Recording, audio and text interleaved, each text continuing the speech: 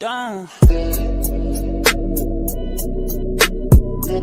to BizTalk OnxOn with myself, Fazlin, and my co-host Adi Ismail, where we will be talking and getting involved in discussions with business owners here in Singapore and around the region to learn from them their challenges and how they overcame those challenges. And we want to prick their brains for ideas and tips in order to use them to benefit our own businesses as well. So if you're listening to us through podcasts, welcome. And if you're watching via Facebook Live telecast, let's roll in the intro.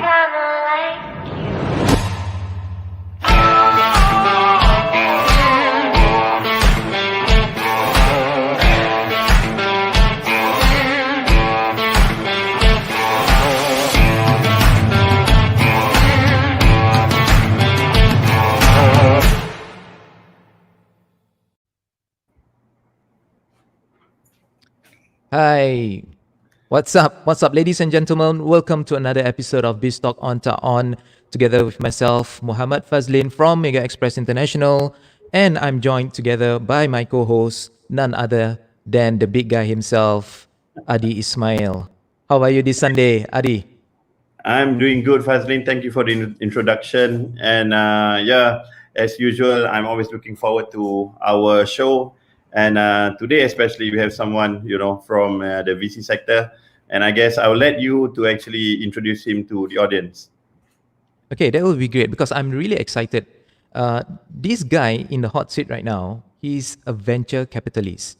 Not many out there really knows who are the venture capitalists are, right? And we'd like to know a little bit about himself, how long you have been, investing in companies and startups.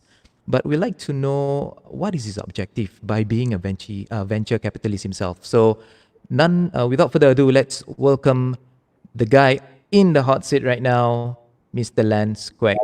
How are you, bro?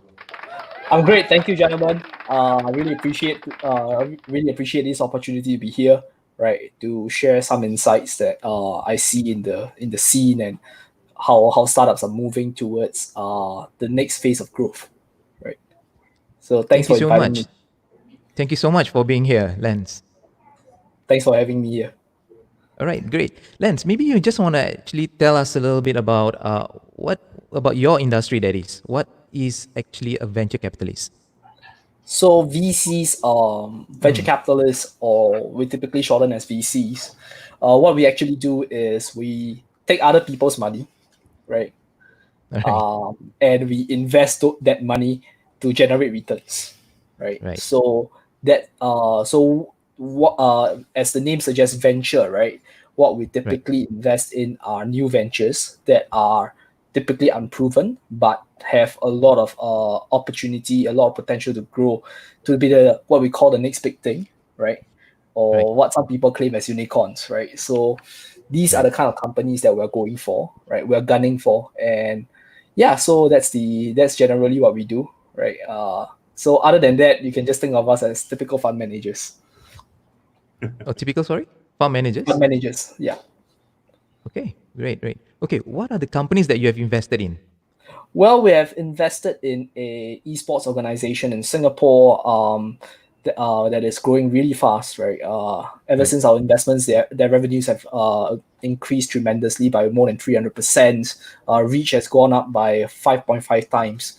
Right, so we're really happy about the performance. They are about to enter the Thailand market. So Thailand, watch out for one of our portfolio companies, Resurgence. Right, we look forward to seeing you guys there. And the other company, and we have a couple of companies that have been earmarked for investments. Some are in they are doing some artificial intelligence for esports marketing and all that. Right. So on a personal capacity, I've been an angel investor for more than 3 years. So being an angel investor means I just invest in with my own money, but the rest about what we invest in are very similar to VCs. So I've invested in more than 10 companies. I've invested in 10 companies and 2 other funds. That's just some background. Okay, that's good. 10. Yeah. Can I say something, firstly? Sure. Sure. So basically, why do you actually focus on the esports sector, Lance? I mean, there's so many things that I mean, you're just looking at the technology space, right? We have companies like Grab, Uber, Food Panda in the food sector and all that. So, but you chose to go into the esports sector. So maybe there you could share with us why you chose that sector. Well, when I looked into the various investment thesis, right, of companies around Southeast Asia, what I realized was you talk about medical technology and all that. That requires FDA approval. Not something that I really have expertise in, right? Although my degree is in biotechnology, I don't really have the kind of expertise to handle the FDA. So that might not be for me. Plus, secondly, what I realized, so why esports in particular is because number one, we realized that the revenues have been growing at really fast across the globe, especially in Southeast Asia. You're looking at numbers, the growth of revenues at 45% CAGR year on year. Right, you're looking at the kind of viewerships, right? Especially with COVID-19, you have a lot of viewerships going towards esports and all that. Twitch has been booming really well. So, for example, right? So you talk about that. You look around the world, you're looking at 10% growth year on year in terms of fans. In Southeast Asia, is even faster. It's more than double, right? It's about 20 to 25% growth year on year. So we do see a lot of opportunities in this particular space because of the kind of high growth that we are expecting across the next 10 years. Right. So that is our thesis. So the next 10 years, you are thinking, basically projecting that the growth will be really, really awesome. Is it going to be great? It's going to be beating all the other industries? I wouldn't say that it will be beating all the other industries, but we do see significant growth potential in this particular space.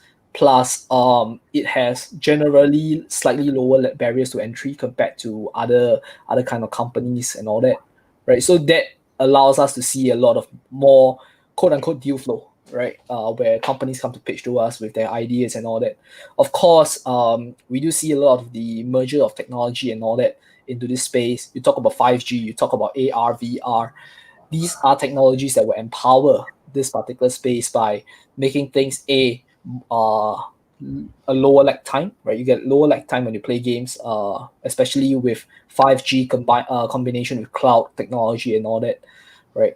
You talk about AR, VR, you're gonna get way more immersive kind of gaming experience that I think would attract a lot more quote unquote fans, a lot more players into the scene, which allows the ecosystem to actually grow at a much faster pace. And that is what I see, at least within esports. I see. I mean, what is the current trend exactly, Lens? Is gaming very much the kind of things that people are looking at right now? I think gaming has started to gain a lot of attraction, a lot of attention, right, from your big investors such as A16Z, such as Sequoia, right? In fact, I had a call with Sequoia a couple of weeks ago. We were just talking about the esports deal flow that we could be potentially getting and all that. They even told me that if we see any deals that are suitable, we can always talk about it, and they would like to get it on the deal as well, right? So you are looking at a lot of big funds that are coming into the space, but what we don't really see at this point is the kind of deal flow that a lot of these big funds are looking for, because it's not that matured yet. But I think that is to our advantage as a small fund, right? Because it allows us to get much better valuations. It gets us much better growth potential over the long term, right? Before we actually sell our stake, right? So I believe that being in a nascent space, right, where not many competitors are, it creates the opportunity for you to become big. Right. Okay. So when you say that,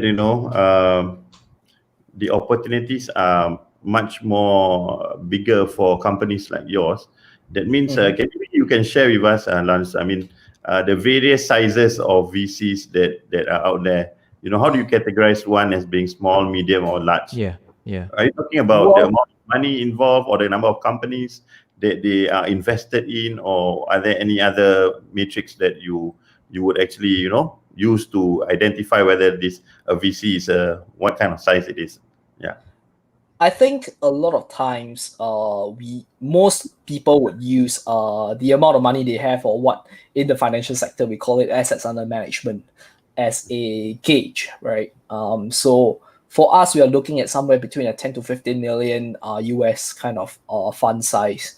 You have Play Ventures, which closed their first fund a couple of months ago. So kudos to Henrik and team for that, right? $40 million US.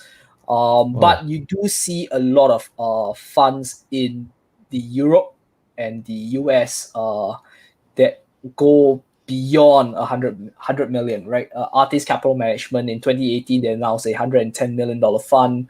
Bitcraft 1 was 125, Bitcraft 2 was even bigger, 140, right? So these are funds in Europe and US that have managed to raise large amount of capital from investors, right, to deploy into the esports space. So we like to see that what we observe for the past couple of years, right, in terms of startup space, right, is Southeast Asia tends to lag slightly behind US and China, and a little bit sometimes in terms of Europe-wise, we Any do reason lag. why, Lens? Any reason why? I think a lot of times it's about the innovation flow, because the thing is, you have to understand what you have to understand is China and US, they have very strong innovation culture, especially in certain areas. For example, in the US, everyone knows Silicon Valley, right? Silicon Valley is the heart of the innovation for the US. Okay. Of course, you have now Boston, you have New York, right? In China, there's this place called Zhongguancun, which is very close to one of the top universities in China, right? That is where a lot of innovation actually goes on, right? So naturally, when you have a lot of innovation going on, I think there is a trend of entrepreneurship following innovation.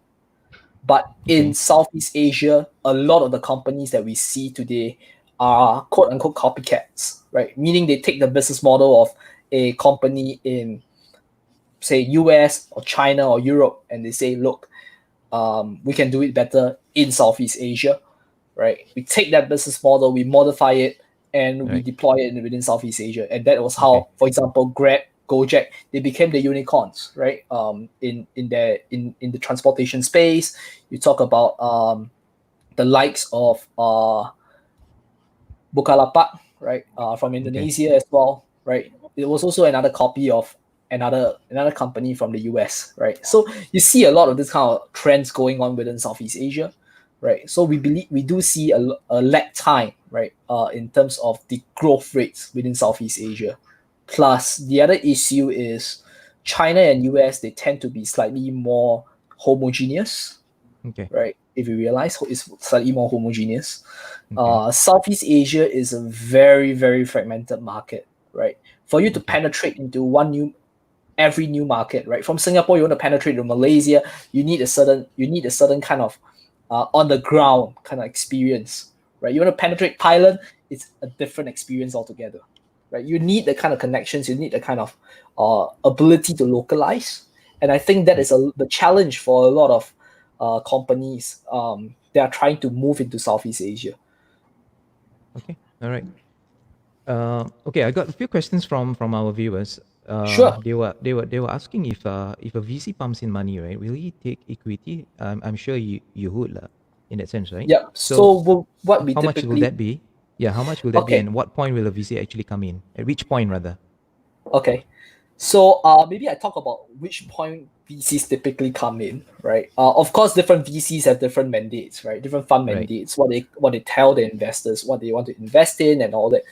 For us, right? I can't say for other VCs, but for us, what we are looking for is at least a company that has some kind of product that has proven that the market wants this product, and that is shown by the number of users or the revenues, right? That the company has generated, Okay. right?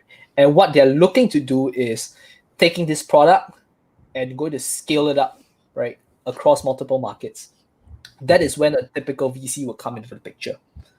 So how we structure the deals are typically, some people said we take equity. Yes, we do. But there are, of course, other structures that we use, such as convertible loans. That is one of my most preferred methods, actually, because it's much faster to close the deal. Where you just say, look, I don't know how much your company is worth now, right? But I estimate it to be somewhere around, for example, 5 million, right? So I tell you what, I set a 5 million cap, right? I think it's worth 5 million now. I'm not sure, but just in case my predictions are wrong, I'm going to take a 20% discount off the next round, whichever is lower. I see. Right, to compensate for me coming in early, right? So these are some of the structures that you tend to see when VCs come in to back companies. I see. All right. I can see that a lot of kids nowadays are very much into gaming and stuff. So, yeah. Do you think that I mean, not only kids, I mean, me myself used to be a gamer as well, so I do tend to play games Likewise. All right, so this is an upcoming industry, right? So what is your prediction, like how huge is it going to be in the future? Yeah. Okay, and should people invest in the gaming industry currently? I think gaming has proven to be something that can be big, right? As you realize, in Singapore, you already have 2 unicorns coming up from that space, right? You have Razer and you have C, which is literally Garena, right? Both are gaming companies. They went IPO, and with an up round, unlike Uber that they had a down round during an IPO. These 2 guys, they had an up round, right? Meaning the valuation actually was higher compared to the last round. Okay. So in that sense, right, what I see is a lot of growth potential still within gaming, because what we observe today is the non-endemic brands such as LVMH and these guys are coming in, they're sponsoring teams, they're sponsoring leagues, right? And they're saying that, look, we want to leverage on gaming as a platform to get the younger audience, right? Right. So that in itself is a trend that I think we cannot say no, there's no such trend, right? I mean, we do see that happening today. True. Number 2, you realize that a lot of youngsters today, they tend to, the thing is, a lot of people don't really watch TV, they don't really go and watch soccer and all that. So sorry to the Liverpool fans over here, right? A lot of us, young people today, they don't really watch soccer, they don't really watch basketball. They tend to like to watch people playing games because it's actually more immersive, right? Especially in this kind of situations where you can't have a whole stadium of people cheering on for their favorite team, right? So it's actually more immersive, right? If done in a virtual environment, right? Vis-a-vis traditional sports, right? We see that so that in itself also explains the reason why a lot of brands are trying to get into the space, right? So I do see a lot of growth potential, and if you really want to get in early, I think now is the time for Southeast Asia, right? You have proven track record, and yet it is still early, right? It's not easy to get this kind of opportunities nowadays, because typically once you have the kind of track records, the valuations of the companies in this particular sector will go up, right? Today you are still seeing reasonable valuations. So I think if you really want to get into private equity, it's something that you can look into. Okay. Got it. All right. There's another question asking whether, how or where do VCs usually get their funds? So typically VCs. Okay, so now here's the challenging bottleneck for a lot of VCs, right? Typically what we do is just now I did mention that we get funds from investors, right? So our investors tend to be your quote unquote high net worth individuals, right? Your accredited investors, your family offices, if you know of any. You talk about institutional funds, right? Right. So the likes of Temasek, the likes of your MAVCAP in Malaysia, right? So for Malaysian viewers, you probably heard of MAVCAP, right? that's one of the key investors for a lot of funds, right? Within Southeast Asia, you get a lot of and sometimes you even get insurance companies, you even get banks, right? And of course, big corporates, right? Why do we see a lot of big corporates coming into venture capital, right?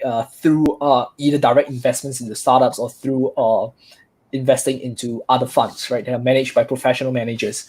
I think a lot of them are shifting towards trying to innovate, right? So they think that sometimes the thing is, it's easier to just invest in an innovative company than to develop the innovation on their own, right? So when they invest, they get to see all these updates, and if they see something promising in the portfolio, they could buy them up, right? So this is the kind of situation that we see in a lot of these big corporates coming into the picture, your CVCs, right? What we call CVCs. When they come in, they invest and they watch, right? So if you become really promising, what they'll do is they want your technology, right? And they feel that it's complementary to what they do, right? This is what then after that they will execute a buyout. Okay. All right. So there are a few questions that I would like to ask Lance, but Sure. we'll go for a quick break right now, right? Sure. So, Adi, do you have anything before we go for that break? No, let's go for the break first, and after that, let's hear more questions. Lance, ready? Sounds good. Okay, let's have that break right now. We'll be back after these short messages then.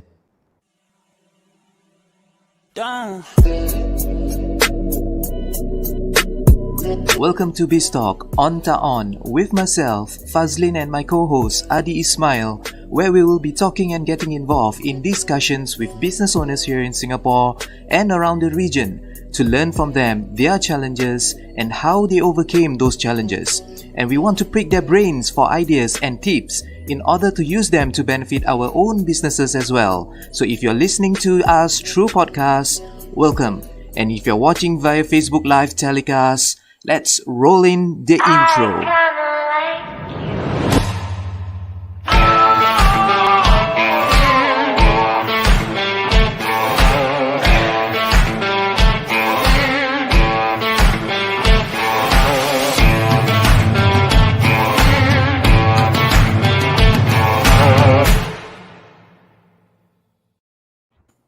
Okay, so welcome back to BizTalk OnxOn with myself, Fazlin from Mega Express International, and Adi Ismail, my co-host. All right, so Adi, any questions for Lance after the break? Yeah, I was just thinking, Lance. I mean, the gaming sector, right? Esports is quite a diverse sector in itself because you have games for mobile, and then you have games for the console as well as PC gaming, and then whatnots, And but of course, so are you actually focused in any one of them, or rather you would you are open to investing in companies in mobile or in PC or whatever? Maybe we can hear something from you about that. Okay, so if you look at it in the broad perspective of things, right? The gaming industry is actually made up of what I classify under 4 main categories, right? So you have the esports teams that are basically your esports organizations. They field investors. They field your players onto competitions and stuff like that, right? So that's one group. The other group is your leagues and event organizers, such as Elephant, such as your TI9 with a prize pool of $35 million last year. You have your IP owners, so these are typically the likes of your game developers, game publishers. So your Riot Games, Niantic, right, which was the guys behind Pokemon Go, Epic Games that is preparing for an IPO from last what I checked, right? They're preparing for an IPO, and so all your guys who are doing your mobile games, your console games, and all that, I will classify them under IP owners, right? And the last part, which actually is the focus of our fund, is on ancillary technologies, right? So the likes of VR, your Twitch, so we are looking for Twitch, you're looking for Garena, right? These are the kind of companies that we are going for, right? So platforms your platforms, your streaming your video streaming platforms, your gaming platforms, cloud gaming, things like that. It's all under ancillary technologies. These are the companies that we believe will be able to scale much faster across multiple games. We do see that, of course, we are open to all, but subject to the typical due diligence that venture capital investors will do, right? So we will have to go quite in depth into the company. But other than that, we are actually quite open. Okay, you did mention that you're going to go in depth into a particular company who's looking for funding, right? So maybe for someone who owns a company that is involved in gaming, right? So they might want to know basically what are the benchmarks, that they need to actually meet, or certain quality or standards that VCs are looking at or looking for before you guys will put in the funds, right? So maybe you can share on that a little. I think, as I mentioned before, right, different investors have different preferences, right? So in terms of what we call early stage funds like ours, we are looking for you need to at least have a product out in market, right? We have seen companies that we have to very unfortunately reject and say no to them, because they have spent a lot of money on development of product, but the product is not out in market. So the challenge for us in that kind of situation is we don't know how much people want this product, right? We have no clue, right? Then you have the group that if you are out in market, you want to show that you have certain level of traction, what we call traction, right? So tell us how much revenues you have generated. Tell us how many users you have, how many fans you have, etc. Right? Some kind of proof of market, right? Some kind of proof of market, proof of concept, proof of value, whatever you don't call it, right? Some kind of proof that the market wants this particular product. Right. And tell us about your future plans, right? Where do you plan to go from here, right? Suppose, let's say you are raising $1 million, right? Let us know how you're going to use that $1 million, because we want to know how you are going to use our money. And B, let us know what are the milestones you are going to hit, right? I mean, you're not going to tell me that, I'm going to spend, let's say you are taking $1 million, you're telling me, okay, I'm spending 200,000 on product development, 400,000 on marketing and sales, and whatever not, right? So, and the likes of it. But can you give me some targets? Maybe how many fans do you plan to acquire over this period of 18 months or so? How many or how much revenues do you plan to acquire over this 18 months or so, etc. Right? Tell us what exactly you are going to do, right?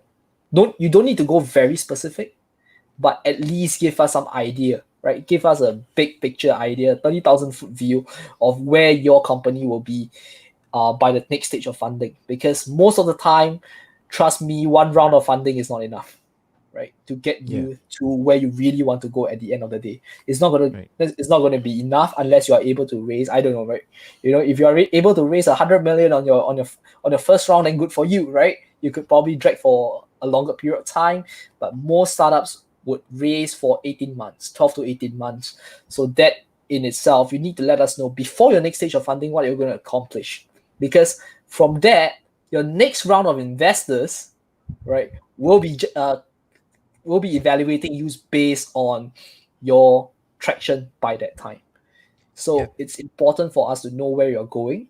It's important for us to know how you're going to get there, roughly, right? And it's also important for us to know how you want us to add value to your company. Right. Lance, with the current COVID-19 situation, a lot of us are moving and the transition from offline into online right now. So a lot of us are going into having our own marketplace, right? Yep. Okay. So I see a lot, especially business owners from within our community, wanting to have their own marketplace, online marketplace, that is. So are you guys open? Are you open to that? I mean, instead of going into and investing into the gaming industry or even esports, are you even open to the idea of investing into online marketplace? That's on a personal capacity though. Right. So you won't get much funds. It's not going to come in from the fund because typically when we raise capital from investors, we would tell them very specifically what we go for, right? What is our appetite, right? Okay. So that in itself has already locked us in a particular position as a fund, right? That's not saying that we will reject everything else. We do know of a couple of VCs out there, right? Okay. So if you're watching James Tan, Quest Ventures, right? It's a very well-known VC who invests a lot in marketplaces. Jeffrey Payne for Golden Gate Ventures is also another VC that invests quite a bit in marketplaces. And you know, you can reach out to them, right? If you need some kind of reach context over there, let me know. Happy to introduce, although I can't guarantee you anything. But always happy to make that introduction to them, right? I Right. mean, there are other VCs out there that are open, right? It's not just, I mean, we are not the only VCs in Southeast Asia. So I'm sure there will be other VCs that will be open to the idea. Okay. All right. Adi? Yeah. Another thing also, right? Besides the statistics of the company, the fundamentals of the company, I guess there are other factors, and I've read also from several books and magazines that who is behind that company is also important, Exactly. right? Like Exactly. who's leading it. I mean, the figure behind it, is like one of the most important reasons why someone would like to invest in a company. So, what kind of individuals are you looking out for? What kind of characteristics, in that, but in the founder or the person who's leading the company, that you guys are actually looking out for before you would say, okay, this is something that we are interested in? Yeah. Adi, actually, you brought up a very interesting point. Because just to share with you guys, that is what we really look for, right, when we invest. Because I always like to say that we invest not for where the company is today, but where the company can be in the next 3 to 5 years, right? So I think in that statement itself, it's very clear about us looking into the founders. So if you ask me what are the kind of founders that I look for, I would say I like to look for founders with 3 important qualities. Right, the first I think is perseverance and grit. Right, how much they are willing to grind, and how are they going to handle tough situations. Right, because especially for example this COVID situation that hit us, nobody expected it. Right, it hit us really hard. Yeah. So the question is, are you able, right, in this kind of pressurizing situation, are you able to what we're trying to find out is this guy able to, has he shown any kind of, he or she has shown any kind of track record in the past that to, number one, probably turn around the company, or number two, at least find ways to help the company survive, right, and thrive again when the difficult situation is over, right? The second thing that we like to look out for is the business acumen of the founder, right? How much operational experience they have, what do they see lacking, how do they plan to cover grounds of their blind spot. Sometimes it can come in the form of key employees, sometimes it can come in the form of advisors, sometimes it can come in the form of your previous round investors, right? You never know who's going to add value until and when you see that, I think a well-rounded team, right, typically performs better, right, because people are able to check each other's blind spots, right? So you have a CTO who's really good at whatever he's doing, with whatever he's doing, coding and stuff like that. Awesome, right? But if you only have a CTO but who doesn't really have the kind of business experience, then I would say that, look, you may want to look for a co-founder who understands business, understands operations, get him in as a CEO or a COO, complement your skill sets, right? So typically you realize VCs typically don't invest in solo founders, but of course we do make exceptions to that kind of rule, right? If we see that the founder is really strong and all that.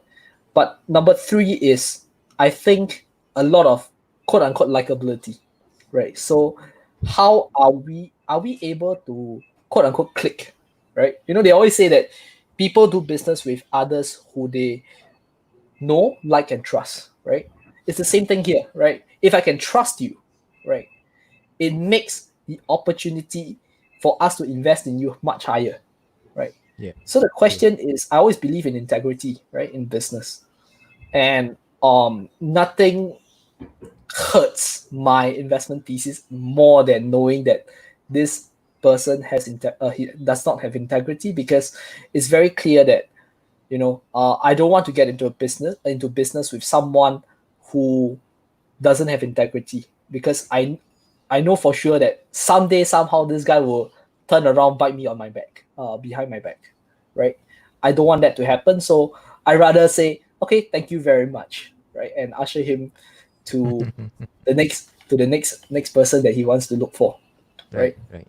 Okay. So All right. I think these are three important qualities that I look for when I invest. Of course, other VCs have their own criteria, right? They might be more comprehensive. They might be more. They might be focusing on other things more than that. But I think for me, it's about these three things. Okay. All right. Let's just say that I have a product that I Mm-hmm. want to be invested, or Okay. right. That means I want a VC to invest in me, like, in that sense. Mm-hmm. All right. Mm-hmm. So what is the advice that you would give to that particular person? Say, for example, me, right? Mm-hmm. If what is the idea of a? I mean, what does he need to do from the start? What does he needs to do? Is I just a think business proposal enough for you? depends, right? If it's just a business proposal, you may want to look for angel investors, Okay. right? So angel investors tend to back. Sometimes they might back just an idea, but nowadays we are seeing a lot more savvy angel investors. Okay. Uh, the other way you can go about it is go for an incubator kind of company. You can go for incubator or venture builder. For example, you talk about Ansler, entrepreneur first. If you are in deep tech, right? You look for these guys, right, who are able to pair you up with the right co-founder to Okay. build your business, right? This is one strategy you can go about doing it. The other Okay. strategy that you can go about doing it is, if, let's say, for example, if you already have the product, if you know how to build that product, build it, do a crowdfunding campaign, right? If possible, do like a crowdfunding or a Yep. crowdsourcing kind of campaign.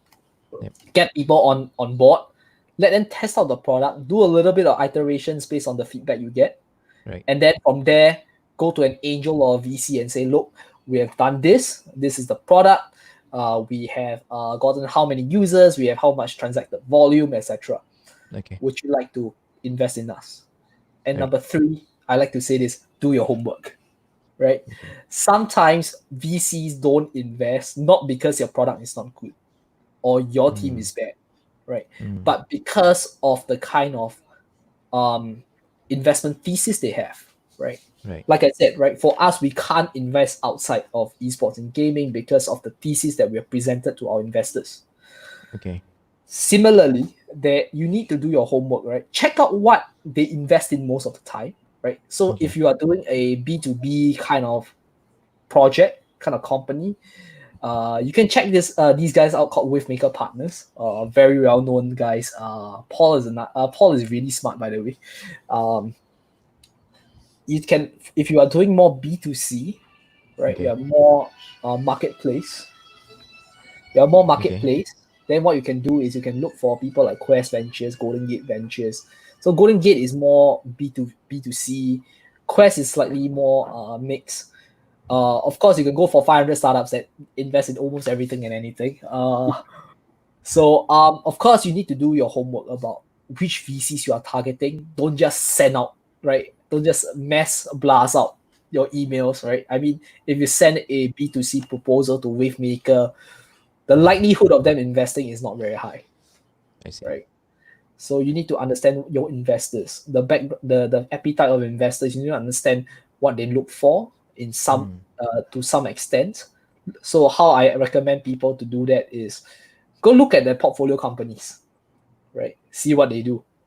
And from Okay. there, you kind of have an idea, hey, these guys, they invest in this particular area. It happens to be what my product is about. Let's go. Okay. Yeah, Adi, you have anything for Lance? Basically, yeah, that's a very interesting insight, Lance. Thanks for sharing with us on the Happy to share.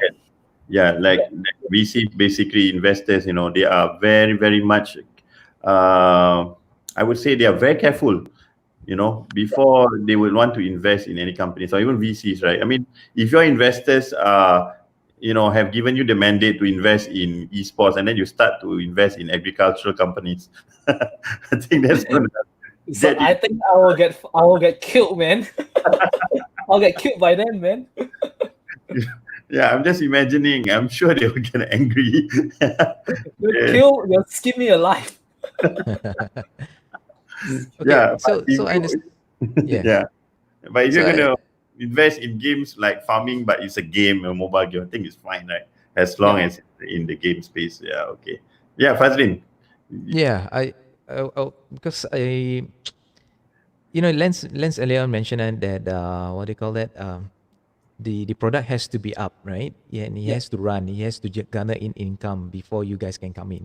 That's correct, Not right? necessarily income, but Okay. at least you have some user base, right? Okay. Because what we want to see is a proof of value, right? As the government always like to call it, right? Proof of value grant and stuff like that. So I'll use that term, proof of value, right?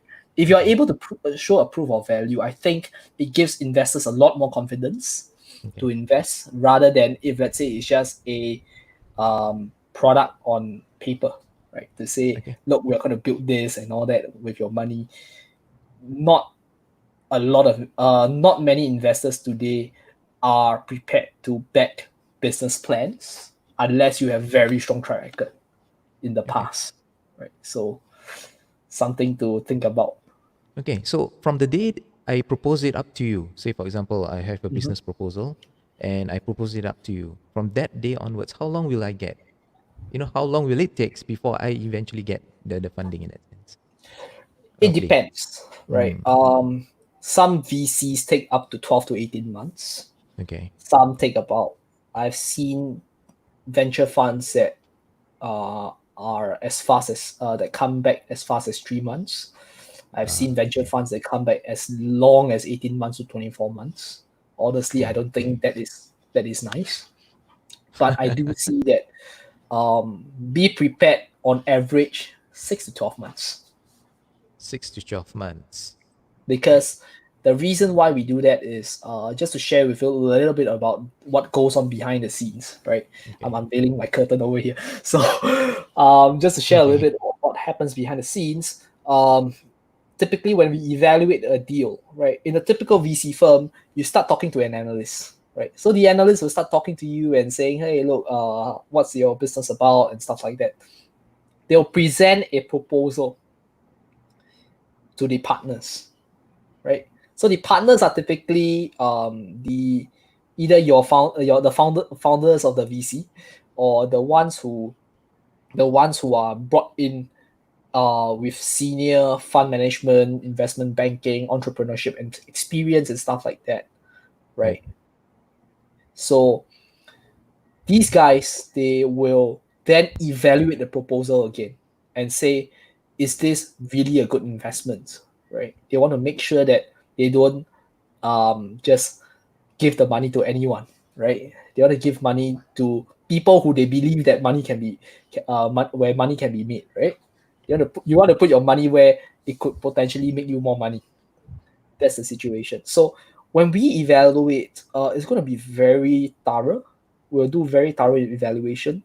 Sometimes we will actually request for very uncomfortable documents, such as your bank statements, right, to ensure that everything is in order.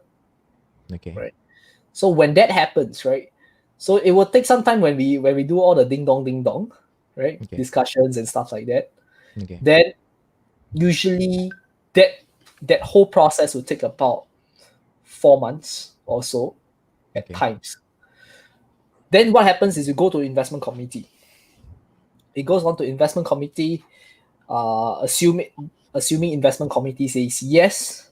It takes about 1 month for us to call in the capital, that because usually the investors will sign commits, but they don't really put money into the fund yet. So what we do is we will do a capital call, right? So the capital call is a notice given out to our investors to say, look, we are calling for $1 million, for example. We're calling for $1 million for an investment into this company. Please wire your share of this $1 million is, say, for example, $100,000. Please wire this amount of money into our bank account by this date, or we will consider it as an event of default. Right. So when that happens, they have 1 month to call in all the capital, and then we will have to check whether the capital is all in. When that happens, that is when we can disperse the money. So it takes about 6 to 12 months on an average basis. So this is what exactly happens behind the scenes. I see. Yeah, that's exactly what one of the viewers, Rafi Ansari, was mentioning. He was saying that 6 to 12 months is okay, because I understand that he's a close friend of mine. So I understand that he's into some project that he's venturing into. So he might just need some venture capitalists to come in with that project as well.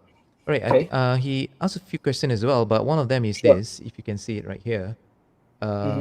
Yeah, is the proof of value is the same as the proof of concept? Okay, there are similarities. I would say that proof of concept is a subset of proof of value, right? What do I mean by that? When we say proof of concept, it means the product can be built, right? I can build this product. Let's say, for example, you want me to build a marketplace for, I don't know, maybe let's assume that, okay, since we're in gaming, right? So I want to build a marketplace for gaming computer spare parts, for example, right? Okay. A proof of concept is, can I actually build this marketplace, right? Okay. So if I can build it, it's a proof of concept there, right? And what kind of all the algorithms and all that, if you want to throw in AI, make sure your AI works, right? That is your proof of concept. When we say proof of value, what it means is what we, in other words, what we call product market fit. When we say that, what it means is, when we bring this product out into the market, do people want to consume it? Do people want to use it? Or do people are people going to look at it and say, nah, this is not really something we want to use. This is not really something we want to use, or this is not really something that we want to buy.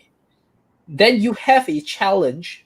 When you have the latter situation, then you have a very big challenge of moving out into the market. So you have a proof of concept, but not really a proof of value. But in order for you to hit a proof of value, you need a proof of concept. So I would say proof of concept is step 1, proof of value is step 2. Right. Yeah, Adi. So I guess to actually get a proof of value, you need basically to get everything started in the first place, right, Lance? Yes. Right. That means you got to get it started somehow by hook or by crook. You basically got the product out, and it has about, let's say, a year of existence, and there are, let's say, I managed to get about 10,000 followers or fans of my product. That's the kind of thing, right, that you guys need. Am I right? Something along those lines, right? So okay, his us, next question is this. Yeah.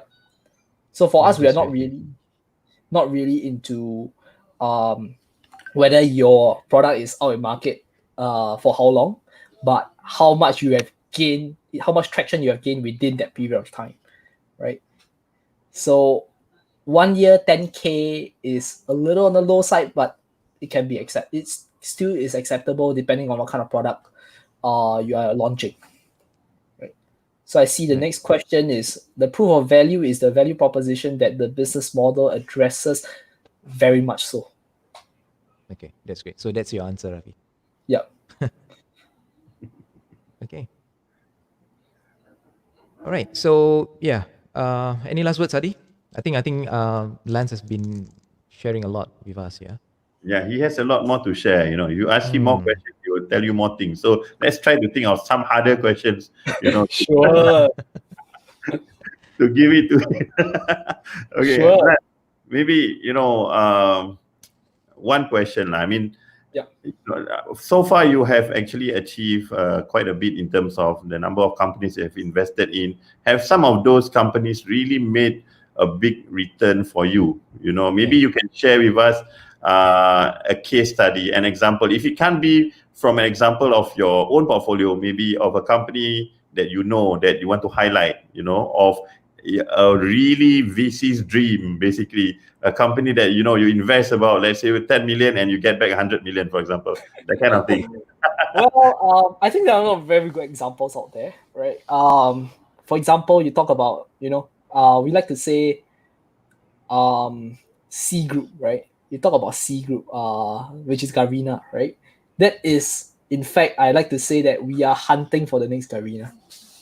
Why do I say so? Okay. Garena, when Mr. Kwok Hoon Hong, chairman of Wilma International, he invested in the company as an angel investor. Can't remember how much he invested, but from what I understand, he has made about more than 20 times returns just on Garena alone.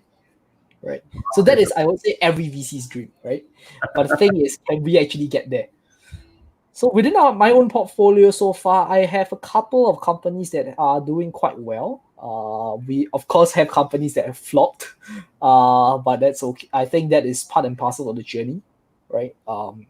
Venture investing is naturally high risk, right? So I like to highlight out to people that if you want to get into venture investing, think twice, because you are putting your money in something that is very risky. Don't invest what you need for your daily life, right? Make sure you do your financial planning properly. Make sure you have enough cash in the bank to survive and all that. And you have some extra cash, okay, take that, and you build your asset base, right? When you have that, you can take a little bit of that, play around with angel investing. That's fine. Don't throw everything into this, right? Because it is very risky. That is something I have to let you know beforehand, right? I mean, the thing is, think about it this way. There is a reason why WeWork became the largest loss for that particular $100 billion fund, right? They invested 15 billion today. The net asset value of their stakeholding, if I'm not wrong, is at least 50% down. Well, from 15 billion, that is. Yes, to about from what I heard, about 6 to 7 billion. Oh, okay. It was down by more than 50%. The reason is, so the thing is, you have to be prepared that this money is going to zero. Of course, if you can hit a 20 times return, good for you, right? I'm really happy for you, right? If you are able to hit that kind of returns, we've seen people who have managed to hit 10 times, 20 times. We have even seen people who have managed to hit 100 times, right? Peter Thiel invested in Facebook, 10%, 750K. Everyone knows that story, right? He turned 750,000, not even $1 million, into a bit more than $1 billion, right? That is crazy, right? Crazy returns. But the question is, are you prepared to take that risk? If you are not, my suggestion is don't throw everything into venture investing. It's not for everyone, right? So you have to be very prudent when you execute such investments. Okay, all right. Yep, definitely. That's like a risk warning, actually, right? Yeah. So I like to say, actually, before all my presentations, I would like to say this, right? This is not a presentation to ask you to buy or sell any securities, right? Please don't quote me. If you decide to invest in a venture fund and it doesn't perform, please do not quote me, right? Because I'm just here to share. I'm not here to tell you to invest in something and not invest in others, right? It's just a sharing session. Important notice.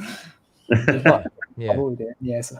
Okay, Lance, you mentioned Garena because not Yeah. many of us know who is Garena in that sense. So I understand that Yeah. they are a Singapore digital service company that does mobile gaming as well, right?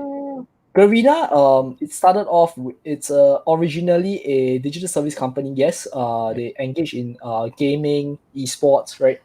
Then Mobile apps they as well, went right? into e-commerce. They went into digital Right. finance, fintech, Okay. right? So e-commerce, they have e-commerce arm. Probably most people know more as Shopee, right? So it's the Okay. same group, right? Okay. Yeah, So people know Shopee, but people doesn't know Garena, right? so That's right. Garena is more of a gamers thing. Yeah, right? I see. But I see. it's the same. It's under the same group, right? Shopee and Okay. Garena are under the same group. So Okay.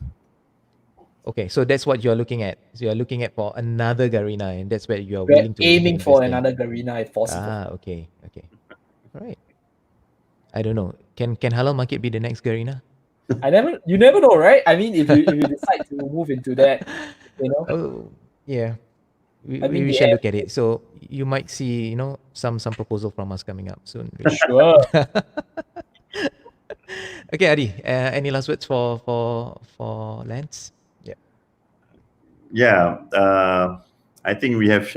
I think Lance, thanks so much. You have shared a lot, and I've learned a lot. From you. Likewise.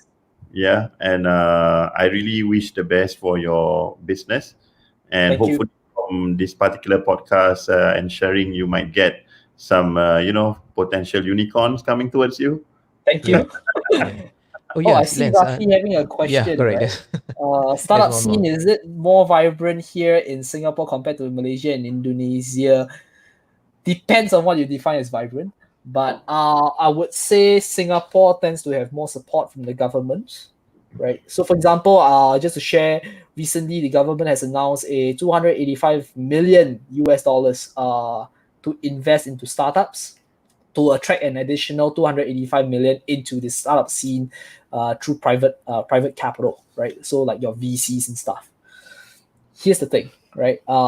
Malaysia, Indonesia, they are vibrant in their own ways, right? Singapore, yes, you have a lot of government support, but let's be honest, how big is the Singapore market, right? Yep. I'm not belittling Singaporeans here, by the way. I'm also a true born Singaporean, so I'm not Right. going to belittle any Singaporeans here.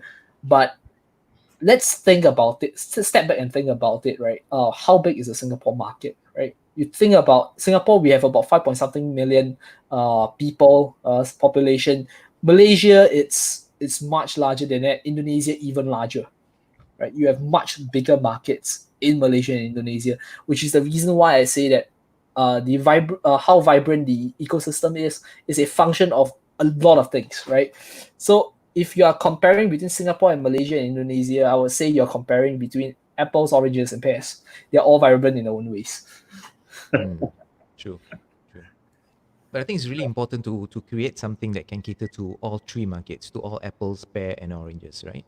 So I Correct, think that correct. If that's you are able to that's. create that, I think you will have a very good chance of becoming a unicorn. I mean, I always refer back to Gojek. I mean, they Yep. started in Indonesia, right? So what Yep. they identified is that there's a lot of motorbikes around in Indonesia. It's like nearly everyone has one in their household. So, and after that, these are assets which they turn into a business eventually. So from Gojek, and then it became, something else, and a few other business models under the Gojek brand. I mean, it's really amazing how Yep. they grew, right? So, It's the same thing as Grab. It's the same thing as Grab, right? You turn the liability into an asset, which is awesome. yeah, that's the thing, you see. So I really like to actually follow these kind of companies. I do read about them, research, and follow through and understand how they actually grew. But I also understand that each and every of these startups, right, they have their own strengths and weaknesses, and also the VCs that are invested in them. Also, would you agree that it's important that they get the right VCs to invest in them? If not, the right kind of skills will not be going to the company for it to grow. Definitely. Yeah. So I tell a lot of people that don't be too harped up over valuations for one simple reason, right? Today, let me ask you a simple question. Do you like 80% of a company that is worth $10 million? Or would you like 10% of a company that is worth $1 billion? Of course, the second one, right? Yeah, So but then the it thing- depends. Yeah, it depends on what the company B is proposing, right? Correct. So the thing is, you need to think about what is being brought to the table, right? Correct. What your investors bring to the table, what Correct. what kind of skill sets can they complement you, right? So for example, I think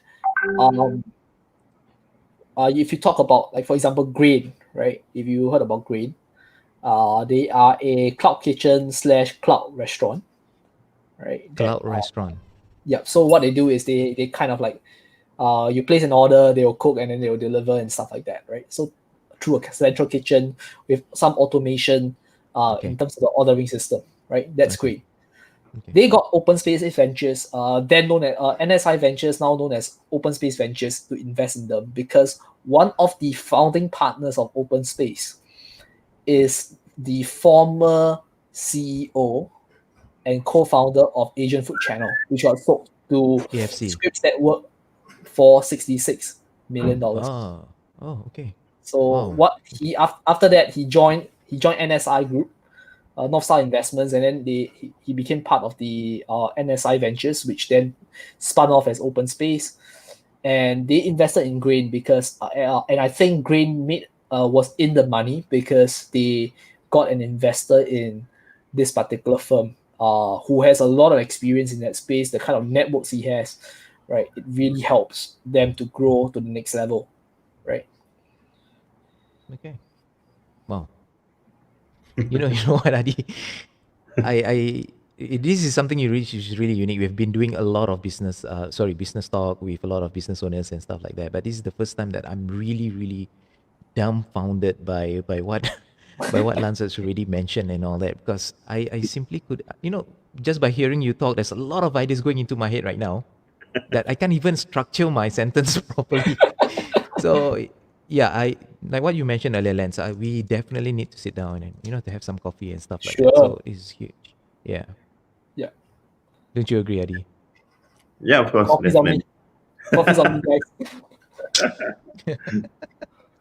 That would be nice, Okay. Lance. I'll Sure. order the most expensive coffee, okay? Sounds good. Let's do that then.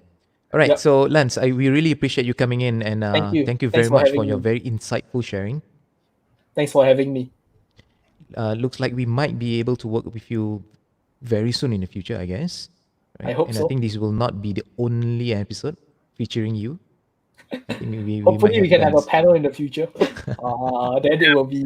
I think it could be quite interesting. To see how different players in the ecosystem can play together with can work together in terms of promoting the startups ecosystem within Southeast Asia and creating making Southeast Asia an innovation hub, right? Just like Silicon Valley, just like Zhongguancun in China, right? Just like Bangalore in India, right?